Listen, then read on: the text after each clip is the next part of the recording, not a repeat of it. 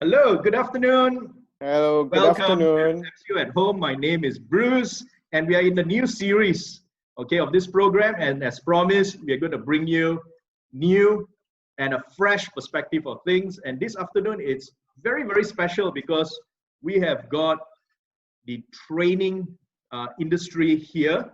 It's a focus, and we have got giants from the industry itself. And let's start with uh, Mr. Alan Lee. He is the CEO of Peoplelogy, one Hi, of the everybody. largest training providers in Malaysia. And matching Alan, in terms of size and expertise and knowledge as well, we have got Mr. Lawrence. He is the CEO of Ori. You are like the grandmaster of Oh, training yeah, man. providers in Malaysia, Yeah. Ori. So Lawrence, and the new kid on the block, always punching above his weight, the talented Michael Teo Sulin from Thriving Talents Thank you, Dato. program.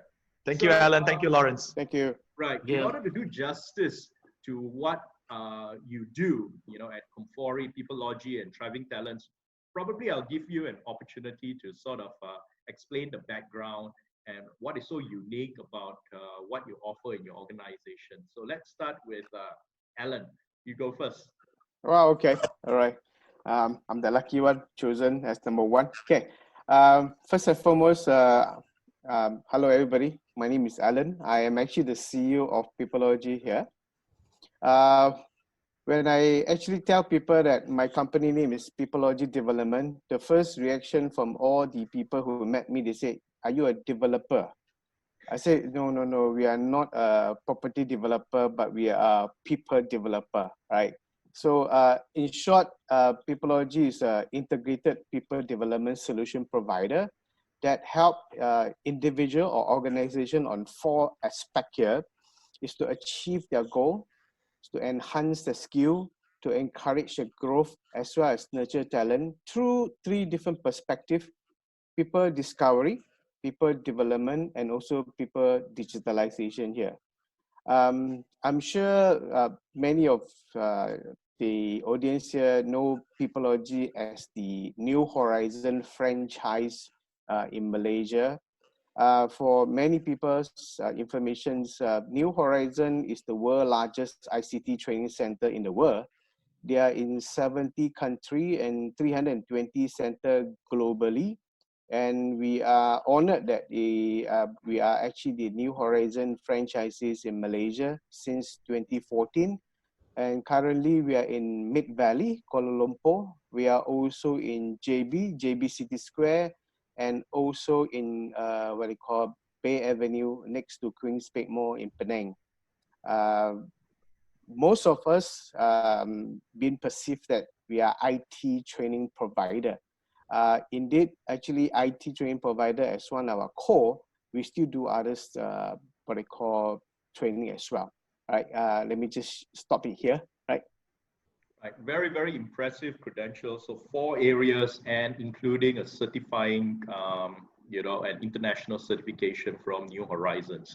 All right. Yeah. Moving on, we have got Lawrence from Comfori. So how are you different? What's your age at Comfori? Yeah, actually, for us, we kind of a bit focused in certain industry. So we had just started ourselves by looking into bringing the industry expertise and knowledge, and we act as a platform, and then we send it or teach it over to the end user who actually need the services. So we book ourselves like a platform. So we actually kind of get a lot of specialist trainer come into our platform. So what we mean is specialist is we actually started with the technical specialists. So the engineering trainers, such as electrical, mechanical, and all these come to our platform. And slowly we also start to have other type of trainer, like in financial industry, like in a new media age, like some like conference speakers and property speakers. They actually come to our platform. So that is actually how we grow from actually our two-man show until up to today. So our specialty is we actually very much market focused. So we basically do a very deep market research to know what actually is needed by this particular industry. Then we go and customize and we make a solution that can fully benefit to the industry itself. So that make us the signature about it. So we actually also started to get some very signature product and programs and put them down into the market to address the needs of the market. Right. You mentioned signature products. Can you give us an example of your signature? Example like quite a number of our conference, such as the Malaysian Land Conference, our Building Maintenance Conference, our Women Leadership in Engineering Conference. So, and also team building, like we promoting, we call this Conforest team building, which actually we develop ourselves, and also Alpha team building. So these are the few signature program that we develop based on the feedbacks from the industry that they need such a thing, and then we put a further depth into that and make it special. Very interesting. So you seem to have a finger in multiple industries, very industry driven, and due to the too long, more than I think started 2002 until now, more than 18 years. So year by years, actually all these this additional is mainly due to there's increase of staff, and then there is also new idea actually come from the staff. So they give me new idea. Hey, why not we do this? Why not we do that? So I say, okay, let's invest. Right. So that's how you grew from strength to strength. Very impressive, Lawrence. Okay, Michael, from Thriving Talents, your turn. Thank you so much, Dato. First and foremost, I just want to thank Mr. Lawrence and Mr. Alan for being here. You're welcome. Of course, you have left a lot of inspiration, as what Dato has mentioned, the new kid in the block for us to follow. So I'm just sharing right here again for those of you who are tuning in. Michael Teo here from Thriving Talent, and we were set up in the year 2012 as a talent development company that is focusing on one particular segment or age group. That is the millennials. We're talking about people below the age of 40. If you're following Malaysian definition, people say in Malaysia we can feel younger longer because of our national understanding of what the youth age is. But we serve primarily learners from the age of 40 and below. That was how we started. And if you were to ask us, what do we do as a business? Of course, we provide training, consulting, and coaching, but just to achieve three things. Number one, to help you, the staff, the entrepreneurs, or the workers, to become more productive so that you could generate more income for your company and also for yourself, get rewarded for the good work. Number two, we help you to blend into a high-performing culture so that you know how to organically be at a peak performing state happily, willingly. And number three, the third things that we help our clients, our customers in doing is to actually attract, engage, and train the largest group in our demographic employable talents out there now. And that is the millennials, the Gen Ys and the Gen Zs. We have been around since 2012, as I mentioned, and we have been grateful to have served our training and coaching solutions across clients in 41 countries so far, working with 39 of the Fortune 500s. And some of our more memorable milestone was to have President Barack Obama, of course, he himself, visited one of our training as a testament for some of the things that we do, despite us being quite young at age at that time. And at the same time, to have shared the stage with the likes of Sir Richard Branson, Sir Bob Geldof. We were also very honored that Tan Sri Tony Fernandez also gave a testimonial in one of the things that I was doing in pursuing the passion in setting up Thriving Talent. So we have been very fortunate, got a lot of inspiration from two of our big brothers here, our friends from Comfori and Peopleology. Thank you for inspiring us.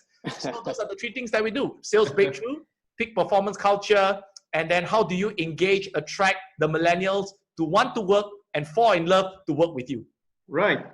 Very good summation. So you can see, we have got giants and we have got newcomers into this industry called training. Very, very clearly, like Lawrence, you are very industry based. You ask the industry what they can offer and you partner and collaborate with them. With Alan, you ask your clients, you understand your clients more, you try and find out what is the objectives and goals and you try and optimize their potential, in order to achieve and even exceed those goals. And Michael, yours is very specific. You are young, so it sort of mirrors your age. You can give an insight on millennials, something that we can't quite convince, the clients, due to our age. And because of that, you also focus on productivity and sales. So it looks like this training industry is quite diversified and varied. I'm going to come back to the topic of today's discussion and why we are here. We are still reeling from the COVID-19 pandemic. We are now in week 5 of the movement control order where we have to observe social distancing. So we know traditional training, it's about putting people in classrooms, putting people in groups. So definitely that is something that's going to be affected. But how serious is this? It is to the training industry. Alan, please give us all right. Okay. If you were to ask me here on last month itself, March, I guess my forecast versus my actual, I think I only achieved 40%. And this month, for your information, if I just want to benchmark with our face-to-face training here, from forecast versus our current actual right now, we are not even 5%. Yeah, because right? So that's actually really, really painful. Yeah, there was and it has actually impacted. It's actually impact. Right. And I'm sure you need to have to pay about 55 of them, right? Fortunately, we partner with New Horizon. New Horizon is 35 years in the industry. They are still the #1 in the world. I probably think that they have actually predicted this 10 years ago. And they don't, internationally, they don't just rely on face-to-face. So in fact, 45% of their sales come from e-learning, come from webinar, and there's another one which they call it, another methodology, they call it mentor learning. Okay, so before the lockdown, and we immediately has regional meetings with all the New Horizon franchisee, including Singapore. Singapore has been rolling out e-learning for quite some time already. So we all get together and we discuss about the possibility here. Fortunately, we partner with the largest in the world here. So in fact, we are seeing a lot of order coming in for our e-learning. This is just my personal opinion. I don't quote me that this is actually what I predict the future is. I suppose the next 6 months, face-to-face training will be tough, will be challenging. But the good thing here is actually it's a new paradigm shift. I love this because I'm sure everybody is going to embark into a new habitual change here. So from face-to-face, I guess they have to go to e-learning. E-learning completely, we always hear this statement, the Chinese, the Asian, we don't believe in this e-learning here. Because at that point in time, they got choice. But now I think we got no choice already. So I guess we have to make ourselves more receptive on e-learning. But the more important thing is to blend it with our face-to-face. Our face-to-face have to be virtual learnings. So just strictly on e-learning alone, probably it does not create the effectiveness, but blend with webinar, that will be our perfect. In fact, last 2 weeks, we actually tested this. And in fact, most of this group, we are very honored that we actually chosen by one of the government agency. It's a collaboration to train millennials on big data. So we have actually trained up to 500 big data graduates. And this is the first time we train people big data using technology 100%. Oh, So it's very, very successful. So I'm in the training industry. I actually told my peopleologists here, we have to actually create another new paradigm shift already. Let's forget our old paradigm shift. That's my sharing. that's very interesting. So you are Yeah. saying that prior to this, you were doing a lot of traditional training. So therefore, Yeah. you had about, because we had the MCO started on the 18th. That's about 40% Yeah. of the month. So, Yep, and then yep. the whole of April up to the 28th of April, barring any more extensions. So I think the whole month of April, we have like an almost zero training that could take place. But you are saying Yeah. in the future, you see glimpses of hope from that 500 students or trainees that you have trained. There is hope there, and you're going to pivot into online and blended learning. My Right. advice to the industry is we got to move on.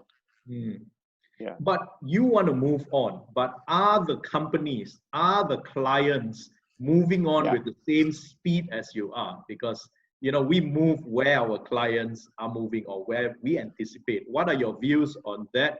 Michael, I've noticed you have been from your LinkedIn and so on, you have already started on webinars. Can you give us an experience of the traction these webinars are getting? Because Alan did mention earlier that webinars, fully online training can never give you the full experience, that we want, but it's a trade-off, that we have to do because of MCO. Give us your insights. Well, thank you again, Dato, and thank you, Alan, for that insightful sharing. So personally, from Thriving Talents, I think it goes without saying that as training providers in the market, we have to move on. So a lot are jumping into the bandwagon of doing online learning and e-learning. And no doubt, if you were to ask me, Dato, where is the industry going? I believe for our clients, whether they like it or not, online learning would be something that they have to do. And Alan, in my personal opinion, he has been too generous. He mentioned that 6 months later that the training industry will pick up. I told my team, we have to pivot and innovate because for 2 years, I don't see any physical training happening. Because 6 months later, if we look at all the data that we have actually gathered from around the world, from the World Health Organization to The Economist to CNN, a vaccine, it was announced yesterday in the New York Times, a vaccine could be produced by Johnson & Johnson as early as next year, first quarter, 2021. That is where they're confident enough to have a safe vaccine. And I've met a few type of training providers, if I may share.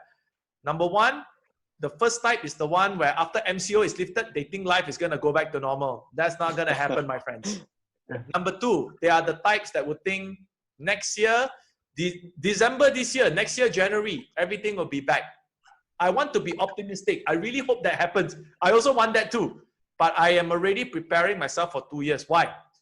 Let's say Johnson & Johnson, the one that's been commissioned to come up with a global vaccine, does come out in the first quarter of next year. Everybody rejoice and celebrate. Do our lives go back to normal? Not necessarily. How are our governments going to get their hands on the vaccine so that every single warga negara Malaysia akan disuntik, with that vaccine? You have to vaccinize everyone. Some people are arguing, saying we can develop the herd mentality, the herd vaccinity, the herd mentality. I don't think that's happening anytime soon because the virus is still evolving as we speak. So how are we going to get it to everyone? So I would say my timeline after doing a lot of research is November 2021. Now, even after we are all vaccinated, right now, people are finding that, hey, their employees can work more productively at home. Hey, training can be done, like I mentioned, like Alan mentioned, blended, some 50% online, some 50% offline. I think we will get to that stage. But allow me to share a little bit of insights. And this could be very important for a lot of training providers and trainers out there. So we spoke to two people. We spoke to the client who pay us money to do online training, and we spoke to the participants who attend our online training. So there are two types of training. There's a lot of e-commerce sites. No doubt they provide excellent data, excellent information, but the employers sign up, hey, go for this training. It's good for you. Excellent. They watch videos, and employees hate it when they watch these videos for the next 8 to 10 minutes. At any time, to make sure that the employees pay attention, a pop quiz will come out. It can happen anytime one. I know some platforms, they're like that. The pop quiz will come out because the trainer is not live. It is recorded. So to ensure the people are paying attention, a randomized question will come out.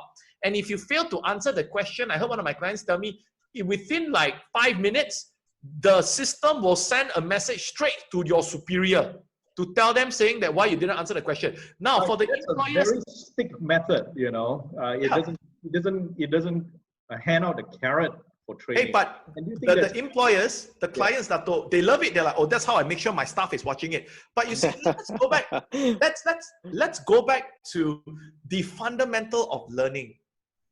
The fundamental of learning, my personal belief, is that you need to be willing to learn. How do you be willing to learn? You open your mind. You are convinced that the information you're going to absorb is going to help you. If you put them, like you mentioned, Dato' Bruce, in a stick and carrot type of situation. Now, the second group I talked to, the employees tell me, Michael, we feel like we are living in a digital prison. Yeah. Training is supposed to be fun. But now my supervisor will email me saying, hey, how come yesterday you took 20 minutes to answer this question? It defeats the purpose of learning. So if you were to ask me, Dato' Bruce, what have we been doing? As much as we want to advocate e-learning, I would rather advocate live e-learning in a sense where the trainer or the facilitator is there with you. Obviously, I'm going to be criticized for being not savvy with business. It is highly unscalable, and I agree with that. But I believe it comes down to the intention of the facilitator and the trainer. Do you want to have a scalable model while if the staff is not incentivized or if they feel they're in prison learning from you, that's not going to get into their heads anyway? Or would you rather really put your effort as a facilitator and trainer, bring your staff, the staff that has been entrusted to attend your training online, step by step, make sure they develop, make sure they really grasp it, make sure when they learn the knowledge, even though it's done through a Zoom or Microsoft Teams or WebEx, they could still get the best of it. And I think that comes down to what Alan mentioned, blended learning. So that is what we have been doing right now. After running some pilot tests with employees from Singapore Airlines, PwC, EY, BMW, and then we run a few programs right now so far with SP Setia, Saimdabi. We are very grateful for that. So that's what we found. But the point is this, we don't like change, right? But this COVID-19 has forced change on us. And in that process, it has taken away the choice of many employers, right? So if you've given everyone the choice, they would want life to continue as normal. No MCO, training takes place, you still book your own places, but right now, this is something that we can't decide on. Correct. So what are the next best alternatives? We can't even have hybrid right now. You can slowly introduce the hybrid with more offline components. But right now, when you're looking at online learning, webinars, I hear you.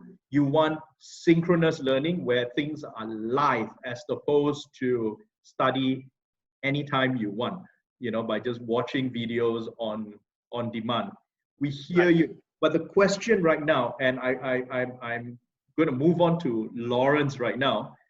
The question is, everyone is forced, right, to confront e-learning. Now the question is, number one, are the employers embracing e-learning? And do you think post-COVID, are they going to continue to embrace e-learning, or are they going to postpone training altogether? If we are forced to still observe social distancing.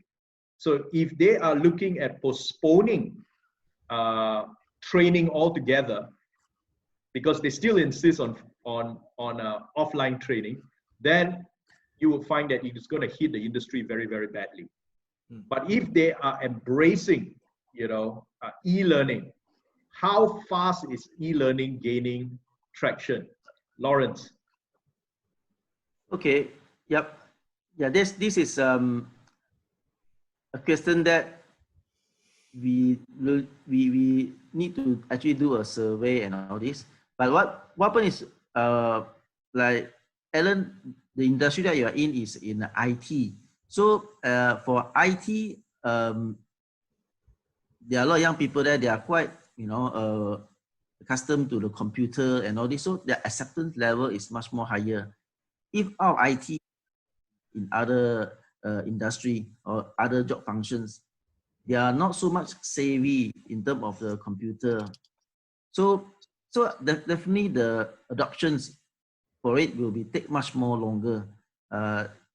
So we, in order to see, the how fast that, the adoption that can be happen is, I think that the whole training industry or the training provider, they have to do the awareness, the marketing, the awareness to teach the to start to teach the buyer to start to accept online learning, because one of the key point why people, when it comes to the basic, one of the key point is you want training. Why? Because you want to grow. Because I see that there's no way that if you don't attend a training, you actually be able to grow and grow fast. So, or if you don't attend training, definitely maybe you grow very slowly. So because you're borrowing somebody else knowledge and all this to let you grow faster and also let you grow smarter also. That's a very interesting point you made, Lawrence, because you find that companies that value training, that value their people, they put budgets on training. You find that these companies you mentioned grow fast and they go far.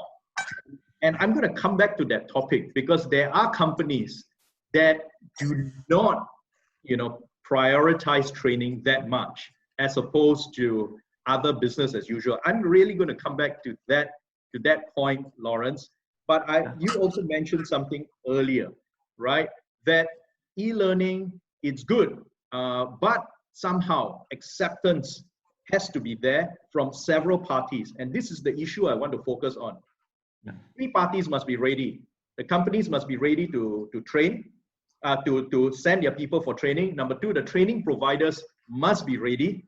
And thirdly, there must be the regulators and the funders must be ready to recognize this. So let's address these three issues first before we go to the companies. So you mentioned about, Alan, New Horizons is ready because you're an IT company and there's a whole bunch of IT content that's available. There are many certified IT instructors. But if you look at an area, say on construction, right? If you look at some other areas, what else comes to mind? For example, health, taking care of babies, postpartum care and things like that. A lot of these skills are handed from generations to generations. You may not have the training content. You may not have the certified trainers, right? And there's just no knowledge content. So how do we scale that up? Do you see that to be the future, Lawrence, since you are always in touch with the industry? Yeah, what happened is this really is a disruption that will happen, and there is no choice. That training provider us, like for us, we previously is almost near to 100% is on offline. So now we have no choice except to very fast move to online. And is there enough money there, or is there enough incentive, whether push or pull, for curriculum builders to create this new content? So far, we actually will come back to our entrepreneurial style that we have to find either our own investment or maybe if there's any investor that would like to invest in this area. But one thing we know that we have no choice except to start to build an online platform. And of course, if we can, we want to build one of the largest online platform that we can also, back to our original idea, is connect between trainer and also the market itself. So instead of offline matching. Now we have to do the online matching. So transfer this. So we have that, but currently we found that the customer itself, they are not really accepting the online training yet. So it couldn't be a one single party that tried to, like, let's say from ourselves only we promote this online. So it have to be industry wide. You know, every trainer, every training provider, we work together. We start to brainwash the customer mind. Hey, you know, start to accept online training, because by the way, HRDF is also claimable, and you know that. Then maybe I think a few months later, that the acceptance much more easier. Then that will be the direction to go until maybe like the Michael saying that, you know, 6 months later the things are better. So we start to see a bit smaller training program that can do offline. Then the things start to you're still going to push this thing through, you know, for you know, the industries to get into online. Do you see money in there? Are you going to expand your suite, Alan, beyond ICT, you know, and going into other industries, multiple verticals, like what Comfori has done? Do you see an opportunity there? If you tell me, as long as it's the training industry, there's definitely opportunity there, right? The only challenge is actually people. Not talking about external party here. When the moment that we want to launch our online, I share with all my peopleologists, my colleagues here, a story that I brought back from Germany. I'm sure, Dato', you know that I attended this ESMT program. And what they call, I'm actually very lucky that I've been sponsored by HRDF to attend this German Institute program here. There's one SME that actually brought in their COO to came and talk to us about their transformation. 30 years ago, they've been selling scanner that actually scan photostat machine, this kind of stuff here. And one machine will cost $1 million. But 10 years ago, they decided to embark into a new journey that they're going to sell scanner as small as just a ceiling size. And the scanner is only hundreds US dollars. So they got a lot of resistance from all the salespeople, because salespeople has been selling one unit, 1 million, and now they have to sell one unit, 100 US dollar. So Lawrence and Michael, if I were to ask your colleagues here, from selling a program that as much as 10,000, now sell a program that is only 500, do you think there's a challenge? Actually, first resistance come from us also. So that is actually my sharing with all my colleagues here when we locked down here, because we used to sell program as expensive as 20,000. Now we probably have to sell it at 2,000-3,000. All right. So I share with all my colleagues here. Now let's look at from the other perspective here. It's the great opportunity for us to serve a bigger market. Okay, so, but of course it's easy to say, but now it's the implementation. So I always share with people that we don't want just to be another training provider. We want to become a training provider in Southeast Asia. So now is the time for us to serve a bigger market.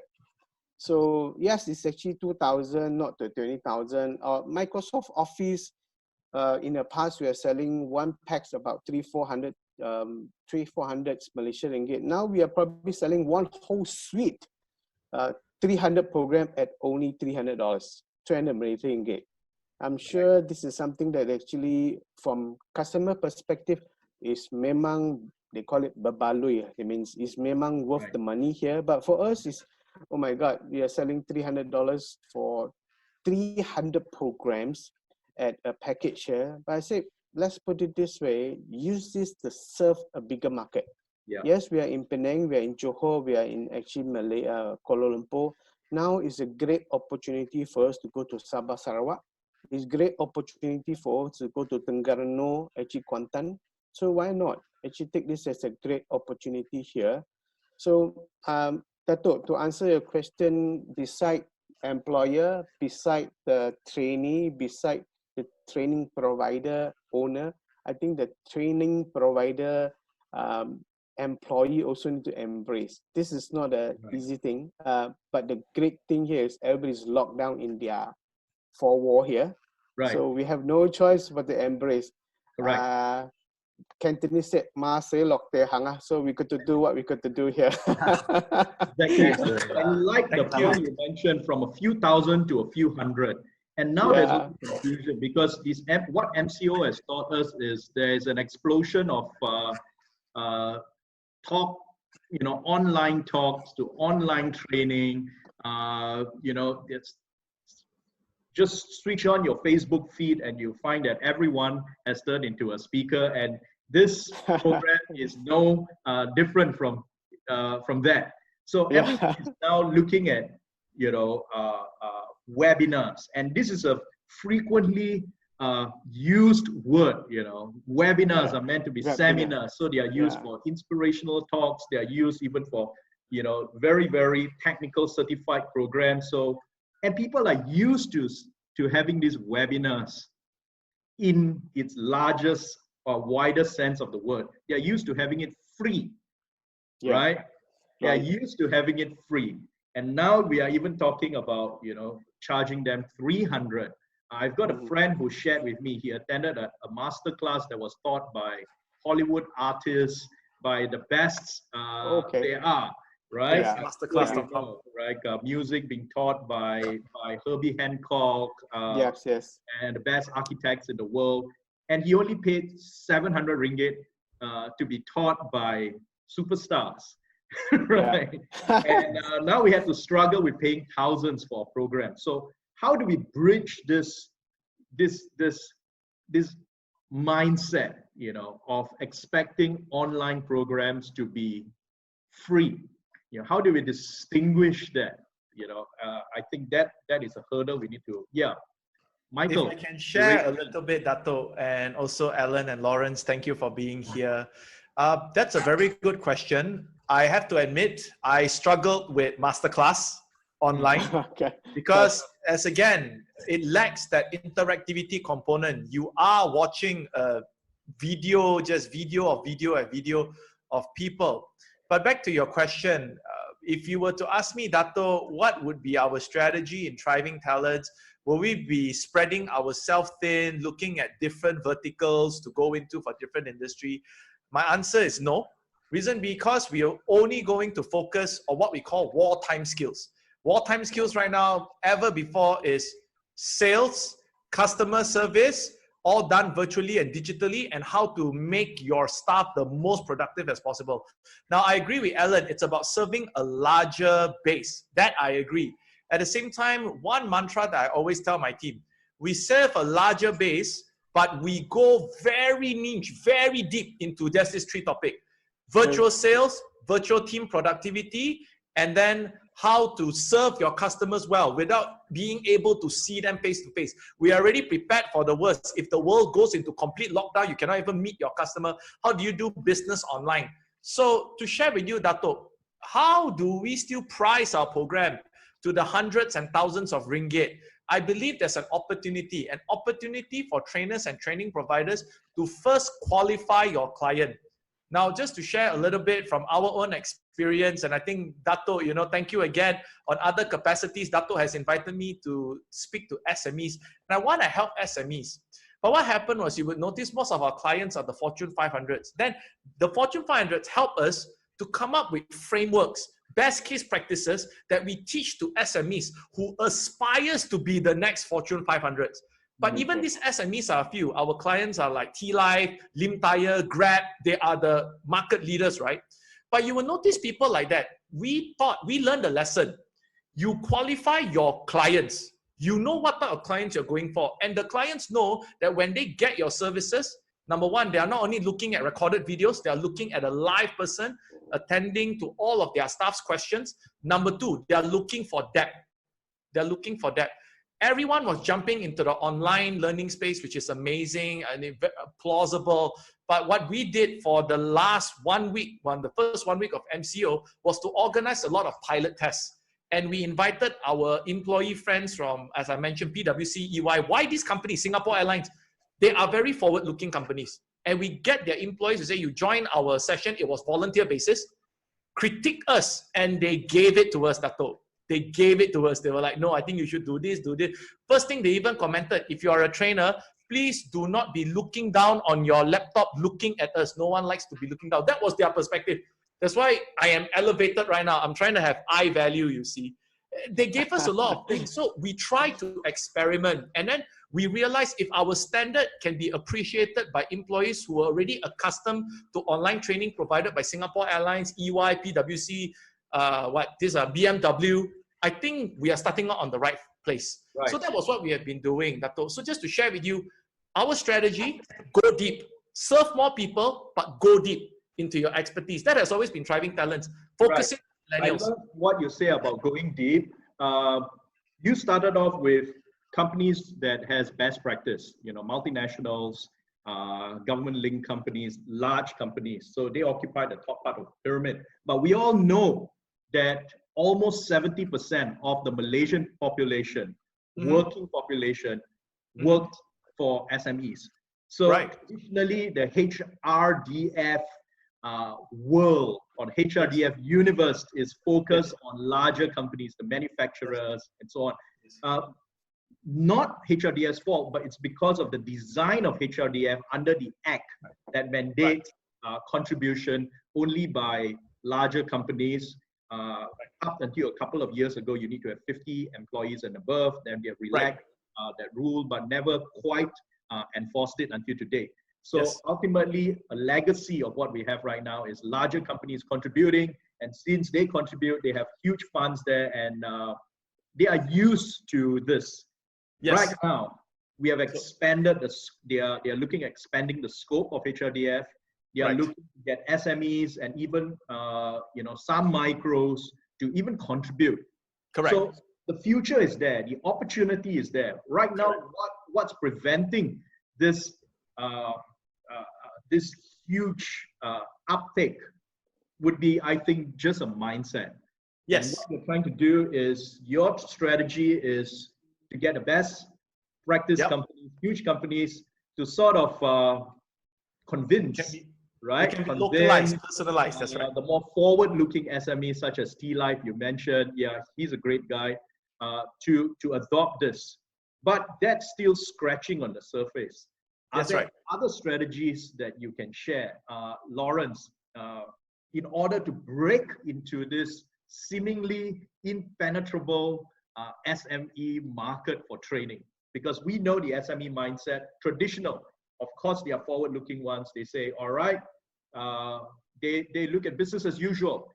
Yeah, they may not have the best productivity. You mentioned productivity, so they sort of avoid technology. They sort of avoid people development simply because this one requires huge investments, into technology, investments into overseas market, investments. These will take you far, but it requires huge investments. And we know SME sphere, cash flow is an issue. But right now we are in some sort of a paradox, because the COVID pandemic has made cash even more scarce. But at the same time, it has forced us to take on new challenges, with even less cash. You got to invest in online systems. Without, with little cash, you got to embrace technology, IR 4.0, social distancing. Robots did not distance themselves. But where are you going to get that investment from? And right now, with even more scarce cash, are the SMEs going to take whatever money they have? Remember, they don't have much money in their contribution to HRDF to further invest in e-learning, online learning. What are your views? Are there other strategies that you're going to adopt? Lawrence or Alan?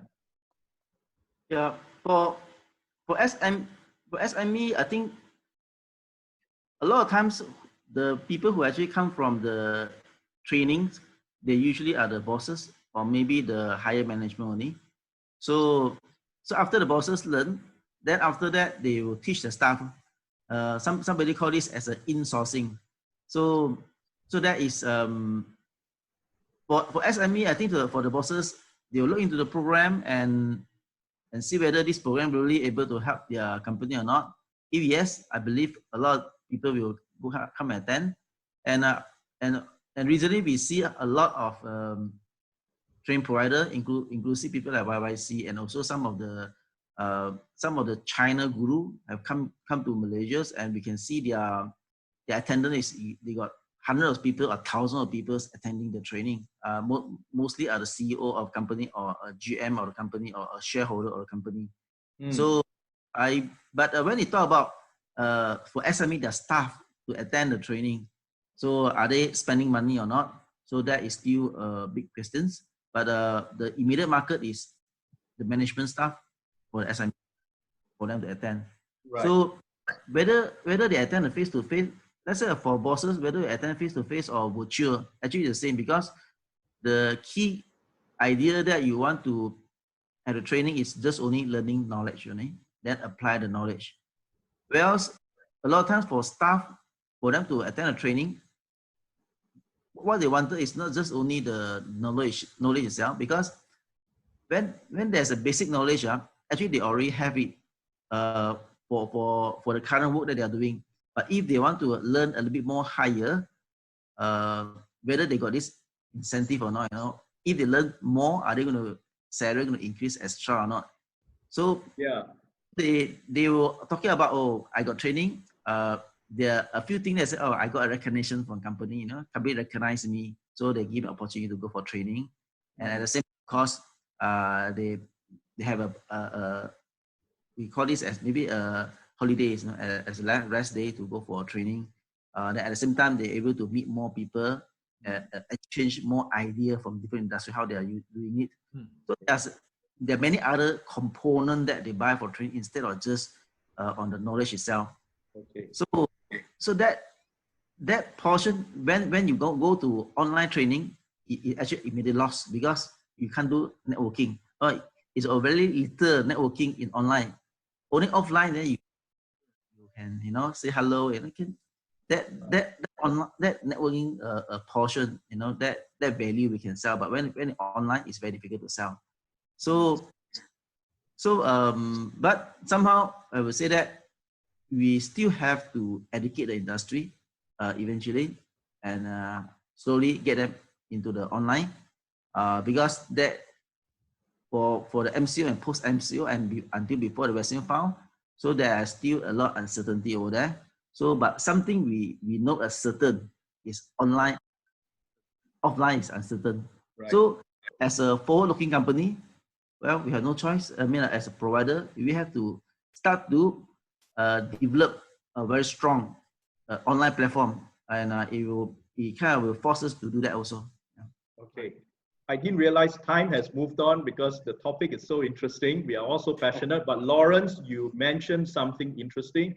There is a perspective of the boss or the employer and the employee as well. And from my personal experience, SME companies, they are willing to invest in training for the bosses, but not so much so for the employee. Number one, it's scarce, but why always the bosses? And I suspect it has got something to do with entrepreneurship training. Alan, you mentioned one of your key specialties is entrepreneurship, right? And you also mentioned in the very same breath that you do a lot of training for SMEs as well. So, and I know, because I do some overseas executive program, and we get a lot of SME employers and shareholders, entrepreneurs coming along, right? But how are you going to bridge this, to the employees, entrepreneurship training, or other kinds of training to the employees? A very, very quick one before I move on to the next issue, which is related. Obviously, when you talk about SME bosses here, like what Lawrence mentioned, Michael, and also Dato mentioned, all the big bosses always think that if I train my staff, after that they pat your jaw, they go and work for someone else. They will actually become your competitor. Yeah, become a competitor. They got certificates. They will go somewhere else here. I'm sure I'm also a business owner as well. There's actually two types of business owner. One type of business owner, they just want to know everything on their own. Then they move on with their life. Another type is I always tell people, I always tell my colleague that I'm the stupidest employee in the whole organization here because I don't attend training. But you guys, I keep on sending you guys for training so that you guys can improve the company, whether it's from sales, whether it's from marketing, whether it's from production, everything. It means you go ahead. All right. Um, about December last year, I got my marketing team to call up 300 SME, okay, and to do a survey because I am seriously and I'm very passionate about SME market. Okay, in the past 8 years, I am very much into multinational company, public listed company, and government company. I'm sure that's a reason why Lawrence, Tato, I came to you. I say I want to do a People 4.0 SME event here. So I used to be small. Now I'm in M size here. I know the challenges. I know the pressure that actually faced by SME bosses here. So SME bosses still can attend all the entrepreneurship training, but I'm sure you want to make your employee more technical sound. Now is the best time to sell a lot of technical program, if you ask me here. Such as like now we were very shocked that actually we got individual call us in saying that, hey, my bosses want me to study cyber security. My bosses want me to study digital marketing because this is all the technical skill, and my bosses got not enough money to actually fund this thing. Can your online program claim from HRDF or not? How much is this? Oh, I say compared to your offline is much cheaper here. So if the bosses are not open to entrepreneurship training, but at least you could stand your stuff for all the technical program, technical program that can improve the productivity, technical program that can improve their efficiency, technical program that can improve the quality. I think an entrepreneur will not tell you how do you maintain your quality because you're not a technical guy, right? So let your technical guy to study all the technical skill so that they can come back and tell you, Losai, this is the way how you can improve your quality. Losai, this is the way how you improve your efficiency. I never know pivot table can do so many big data crunching, so many big data actually simulation here. Now Losai can do this kind of stuff here. So entrepreneurship, leave it to your own boss. But technical skill, there's a lot of opportunity for them to learn. SME, in fact, I interview quite a lot of people. They will always ask you, oh, your SME now, Mai, do you provide training to your staff? If no training for your staff, I think probably this is not so good company. Yeah. So in Peopleology, every Friday afternoon, we don't work one. So we actually learn all sorts of things. So I believe SME to move forward, if the entrepreneurs still have the mindset that I attend everything on my own here, basically, Cantonese said, hang say lay. You will go through this journey in a very painful experience. Right. But I think there is a positive end to it because there are more SMEs right now in second generation that understands the power of building a good culture, a good corporate culture, the importance of people. And then they have also ventured into their own startups, that's also an area that sort of values training. So I think the future is bright there. And that's a good strategy to share, Alan. Michael, but before you go into that, I just want to touch on this point. Okay, so and to tie it on an earlier discussion, online programs, okay, SMEs is a double whammy. Number one, SMEs, they do not contribute to HRDF. So they actually, so whatever training hits the bottom line, right? How are we going to overcome that? And perhaps Michael, you can answer this question. The other thing is, since SMEs do not contribute to HRDF, they have got to fork out their own money for training. So other than HRDF, are there other sources of funding for SMEs? For example, SME Corp and other agencies. Related to that, so it's a three-pronged question, Michael. Related to that, okay, related to that would be HRDF itself. Have they recognized online programs? Are they approving online webinars? Because we have seen HRDF come up with this circular or this announcement that says that they are going to fund online programs, because if they are not going to fund online programs, then I guess there will not be any programs to fund during the period of MCO and post after that. So are they reacting fast enough? Okay. Michael. Thank you, Dato'. Wow, this is an interesting question. Challenging, but I'm up for the challenge. Thank you, Dato'. So the first thing I'd like to share is this. I think for SMEs, right, even though with Thriving Talents experience, we work with a lot of the MNCs, but like I mentioned again, Dato', so we learn their best practices that we can impart to SMEs who aspire to be like them. So that is what we want to give back. I'm very inspired by what Alan has shared about his passion to give back to SMEs. I'm an SME myself. That's why I want to give back too. But I want to share two main points here to address your first question, Dato'. Number one is this. How can we get SMEs to onboard their employees so that they can be more receptive towards online learning? And I think this comes down towards how effective of two things. Number one, how the SMEs internally, through either their learning and development manager or the SME culture, embraces learning among their employees. That's number one. How do they make onboarding seamless and fun for them to learn online? Number two, it comes down to the training provider. They need to work with the training provider. Why? The only reason why a lot of SMEs do not want their employees to go online learning program is because they say not measurable. In the end, my employee watching a bunch of videos online. Even worse, I've heard SMEs tell me, your video, my employee can record, upload onto YouTube, put it private, share the link among all of us. I kid you not, got a friend of mine. He actually said that, you know, but then again, they can record videos. But the one thing that I believe we train providers step in, how do we help the client measure the ROI? That's why even for us, we focus only on three things: sales, productivity, customer service. Thriving Talents, we don't have a lot of testimonial, but one thing we do have, returning clients. I think if we are not creating better sales teams for you, better salespeople, there will not be a lot of returning clients back. But now we are getting testimonials also, thank God. So that's my first one. Second one, are there funds available out there?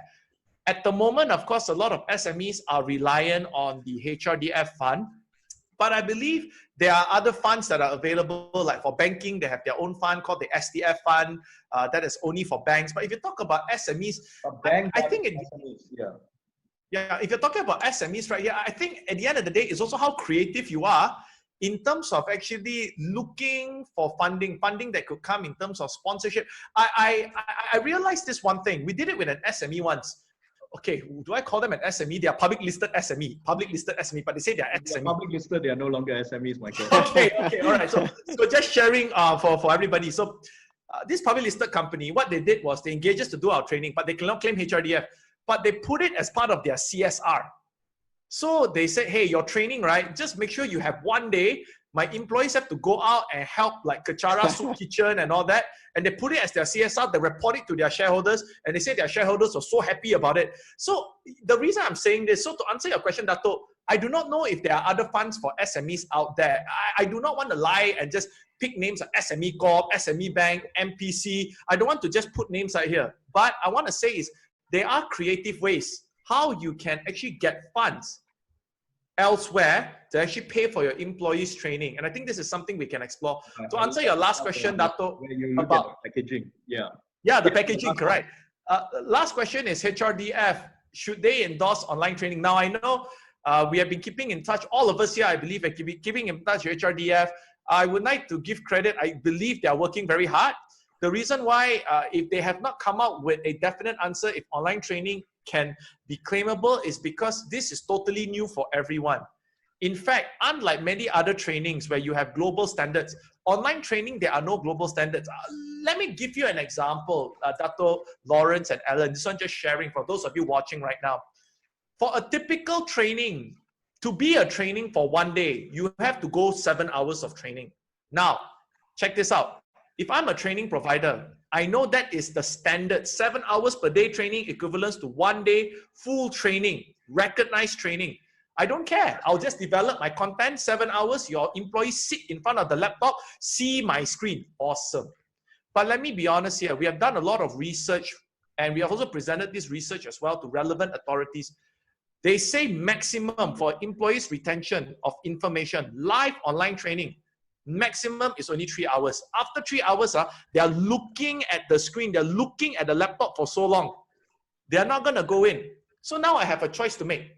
Do I become a training provider where I just want to just do 7 hours because that's the game? Or do I want to become, I would say, a quote unquote more responsible training provider where I'll force my client, I know your program is 7 hours, let's split it to 2 days, 3 hours, 4 hours.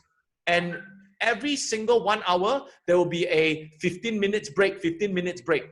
Because I want to think about your employees.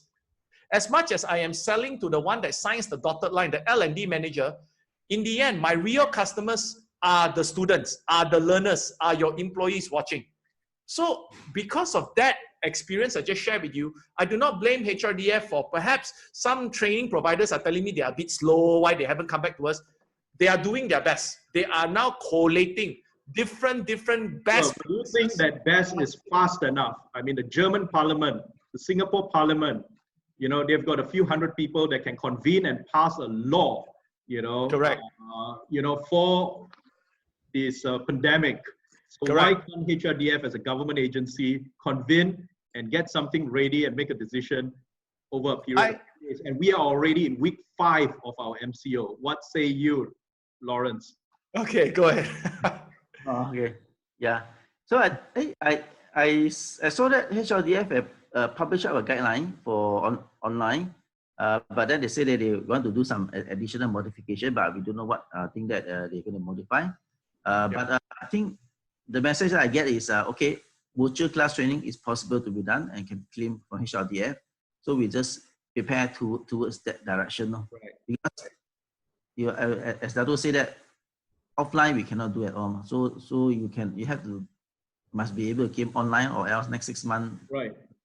Nothing So to do. what do you think we should do now, you know, post-COVID, you know, when this thing is lifted, where we are faced with a new reality? Companies are a little bit more skeptical. You know, Michael gave a 2-year period before we fully recover and see any form of inflection to our economic curve. Lawrence, I just want to know, what are your views, you know, post-MCO? How is training going to be different? And what are your hopes and, you know, and prayers, you know, over the next few months after our MCO?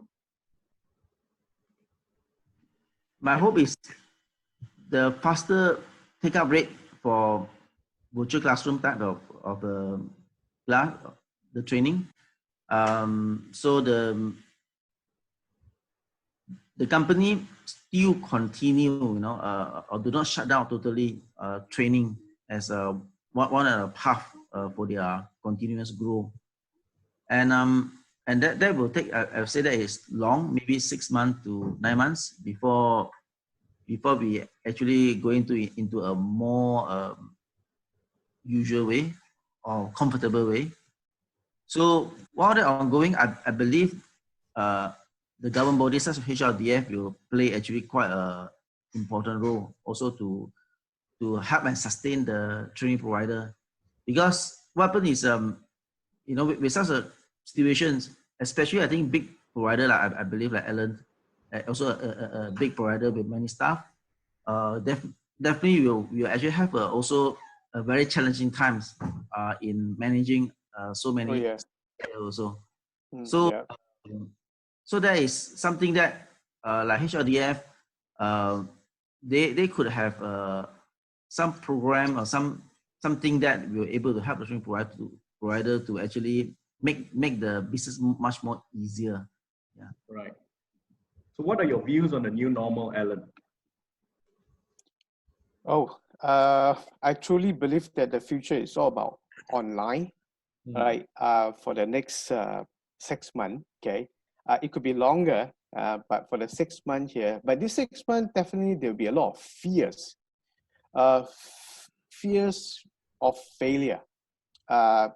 Company bosses, they were actually fears that whatever investment that they put in onto online will be actually zero return on investment. I think that is also one of the reason why HRDF is like taking 5 weeks, still no answer yet. Maybe they are also worried that, oh, now is the time that everybody zoom into that, simply just claim HRDF online, but how do I measure the training effectiveness here? All right. So I believe during this period of time, I guess, in fact, I call up a few training company that I believe we have to prove to the market how online learning will gain the return on investment. Just a little bit of just a little bit about success story here. Every single program that New Horizon offer on e-learning, before you actually sign up the e-learning, you must do an assessment. So whether it's big data program, cybersecurity program, or as simple as Word, Excel, PowerPoint, you must do an assessment program. Then only will tell you that which level are you in. And then after completion of training, you also must actually go for assessment to see your effectiveness there. All right. And on top of that, we also do e-mentoring as well. So we have always to actually measure the training effectiveness. So after post MCO, I believe we want to show to HRDF that it is actually worth it, right? Compared to a 10,000 program that is face-to-face, you can't even judge as well. Now it's only 2,000, you can actually judge the return on investment. So I think as long as all the training provider that truly believe in online, and after after the MCO, we should actually work together to prove to the market, to prove to HRDF, to prove to the employee as well, actually e-learning also can justify the return investment. This is no longer your return versus your investment. Your investment last time is 10,000, now your investment is only 2,000. I think the fears is the one who stopped us. So I think, Lawrence, you are right. We are about 50 plus of us want to die already. Okay. So, but the thing here is, I also truly believe that this is the time the training industry need to consolidate, need to work together. That actually, if someone that just, I don't want, I still want to stick with actually face-to-face here, you'll be actually facelift already. Right. So I think the industry have to work together to actually address this issue. I also hope the HRDF can listen to us more. Indeed, 5 weeks is a little bit too long, but I guess there is also a lot of challenges. Every industry, every company, every country are facing lots of challenges right now.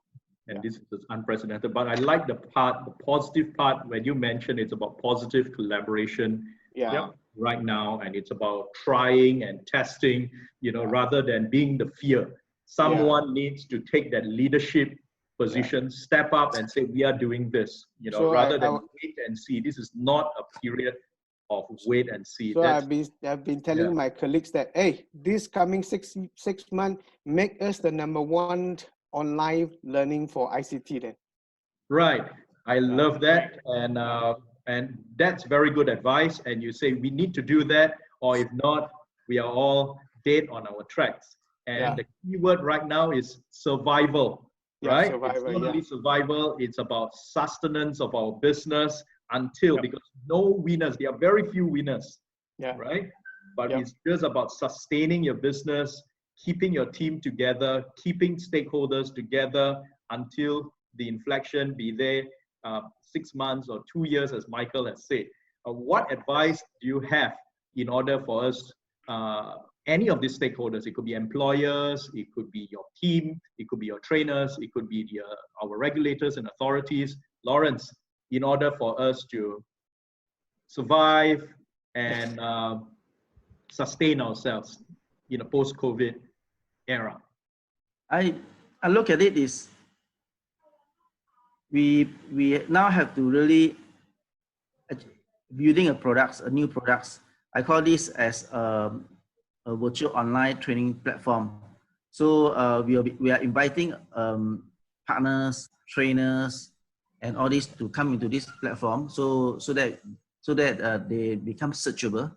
So people will know them better. And of course, in a corporate side, we are still have a very strong strength of sales and marketing that we're able to help them to sell and promote their product into the market. At the same time, our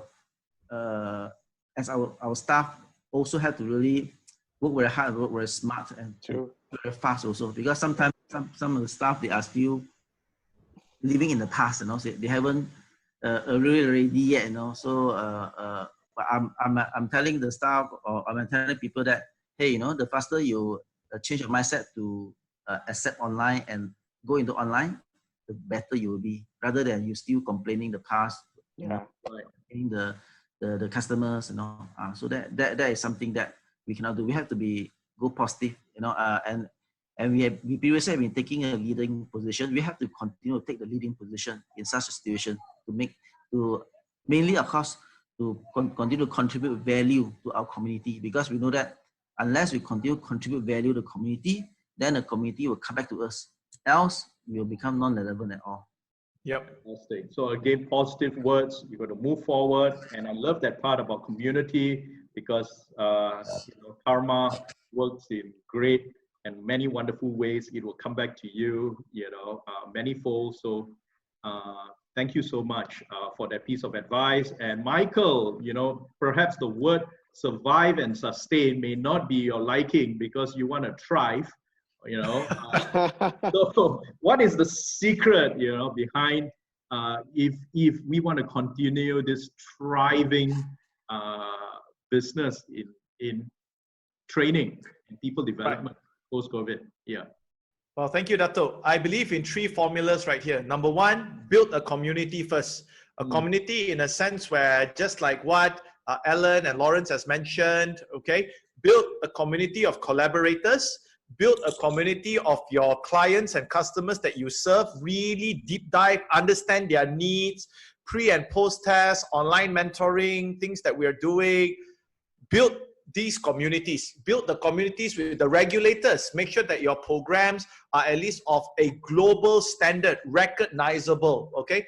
Once you build this community, you then go to the second stage, you build a movement in a sense where you perhaps want to onboard your clients. You want to show them how are you going to make your training, like how we have done, how our trainings have been measured based on their KPI, how they have, like what Alan has mentioned, ROI that they've invested comes back 10 times back to them with a friction of the price that they are paying. Start a movement to get more employees to actually love learning online. And I think this takes a lot of understanding, a lot of research, conversation between the different stakeholders, training providers, clients, regulatory bodies. Last but not least, the final stage, that is to ensure you survive, you sustain, and then you thrive, as you mentioned, Dato', is to take a leadership position. Now, what's a leader? A leader in a crisis right now is not only represented by a person who stands firm, but is also represented by us companies, training providers that are standing strong, that we are providing structure, order, and guidance in the midst of chaos. I'm always a believer, Dato', and 2 of our esteemed guests here, in the midst of chaos, the enemy of chaos is structure and stability. We need to become that beacon, that representation that provides that structure and stability. And for us to do that, if we need to innovate, we need to move on with technology, and that is where we need to go. Thank you so much. And that's a fitting conclusion to our extended discussion on the training industry, because it is something close to my heart, and I'm sure it's to your heart as well. So the lessons are clear. It's about survival, sustenance, and thriving, if we want to do that, you need to really show value, right? Take the leadership position, have the confidence, push value, and in order to do that, you need to address your customers, who they are, and make them realize it. And what do you call that? I would like to think of what you're doing is driving a new religion of trading, if you will, right? Yeah. And that it is to invoke a sort of a new movement, and that could be the silver lining behind this dark cloud. So like to thank you, Michael, Lawrence, and Alan, for taking so much of your afternoon for this discussion. My name is Bruce, and thank you very much. And I hope that all of you have a productive week ahead. Thank you. Thank you, Thank you, Dato'. everyone. Thank you. Thank you. Okay, goodbye. Bye. Bye.